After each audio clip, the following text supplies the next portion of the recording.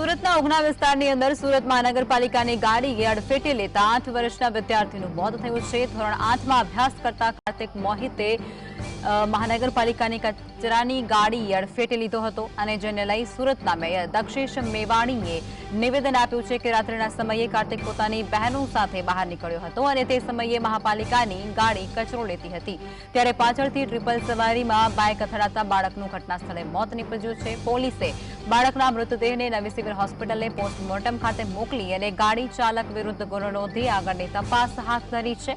પરિવારની અંદર એકના એક દીકરાનું મોત થતાની સાથે જ શોકમાં ગરકાવ। તેવી જ રીતે ડોર ટુ ડોર ઘણીવાર ફરિયાદ આવતી હોય છે, કચરો બહાર ઢોળાતો હોય છે રોડ પર।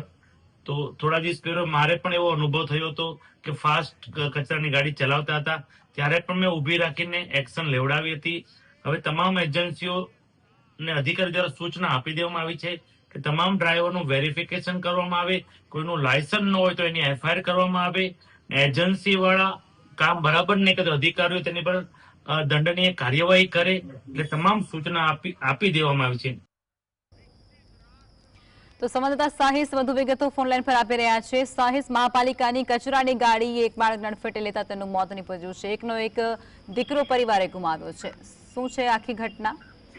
બિલકુલ તો ચોક્કસપણે ઉધના વિસ્તારમાં ધોરણ 8માં અભ્યાસ કરતા વિદ્યાર્થીને એસએમસીની કચરાની ગાડી દ્વારા કચરી નાખવાના મામલાને લઈને દક્ષેશ માવાણી જે સુરતના મેયર છે તેમના દ્વારા પ્રતિક્રિયા આપવામાં આવી હતી કે કોઈ પણ એજન્સી હોય અને જો તેમની પાસે ગાડીના કોઈ પણ પુરાવા ન હોય તો દંડનીય કાર્યવાહી કરવામાં આવે અથવા તો એસએમસીની જે કચરાની ગાડી ચલાવનાર ડ્રાઈવરો પાસે લાયસન્સ ન હોય તો પછી કાયદાકીય પગલાં લેવા માટેની માંગ જે છે તે હવે દક્ષેશ માવાણી દ્વારા કરવામાં આવી છે। કચરો ગાડી લેતી વખતે બાઇક પર ટ્રિપલ સવારી હતી ત્યારે પણ જણાવવામાં આવ્યું છે અનેક વખત દક્ષેશ માવાણીના નજર સામે પણ આવી ઘટના બની છે ત્યારે દક્ષેશ માવાણી દ્વારા પણ પગલાં લેવા માટેના આદેશ આપી દેવામાં આવ્યા હતા અને જે હવે ઉધના વિસ્તારમાં જે દુઃખદ બનાવ જે છે તે સામે આવ્યો હતો। પરિવારની અંદર એક આઘાતજનક માહોલ જે છે તે જોવા મળી રહ્યો છે, પરંતુ જે ડ્રાઈવર છે તેની સામે તપાસ કરવામાં આવે, તેનું લાયસન્સ હતું કે કેમ તેની પણ તપાસ કરવામાં આવે અને જો લાયસન્સ ન હોય તો તેની સામે ગુનો દાખલ કરી